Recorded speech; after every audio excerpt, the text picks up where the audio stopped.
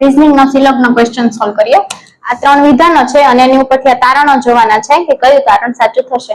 વિધાનો વાંચતા જવાના અને કરતા જવાના કે કેટલાક અભિનેતા નર્તકો છે, એટલે કે કેટલાક અભિનેતા નર્તકો છે. બધા નર્તકો સંગીતકાર છે. આ બધા નર્તકો સંગીતકાર છે. કોઈ સંગીતકાર ચિત્રકાર નથી, એટલે આ ચિત્રકાર કર્યું છે, સંગીતકાર નથી.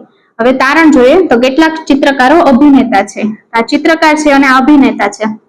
આમાં તમે જોવો ને તો આ ચિત્રકાર છે ને અભિનેતા નથી થતા, અને આપણે આવી રીતનું કરીએ કે આ અભિનેતા જે નર્તકો છે, આ નર્તકો જે સંગીતકાર છે, તો આપણે આમાં કરીએ કે ને કે આ જે સંગીતકાર જે ચિત્રકાર નથી એને આપણે આમાં કરીએ કે કેમ કે અભિનેતા અને ચિત્રકારનો સંબંધ શું છે એ આપણને વિધાનોમાં જણાવ્યું નથી. તો આપણે કન્ફર્મ ન કહીએ કે કેટલાક ચિત્રકારો અભિનેતા થશે જ, કેમ કે આમાં થાય છે અને આમાં નથી થતું. એટલે આ તારણ ખોટું છે. કોઈ ચિત્રકારો નર્તકો નથી. આ ચિત્રકાર છે જયારે સંગીતકારનું વર્તુળને ન અડીએ કે તો એના અંદરના નર્તકના વર્તુળને ન જડીએ કે, એટલે આ તારણ સાચું છે. એ તમે આમાં જોવો તો એમ જ થાય કે આ ચિત્રકારો છે એ સંગીતના વર્તુળને ન અડીએ કે તો એની અંદરનું નર્તકમાં એ ન જીએ કે, એટલે આ બેયમાં કન્ફર્મ થઈ જાય કે કોઈ ચિત્રકાર છે ને નર્તક તો નથી, એટલે બીજું તારણ સાચું છે.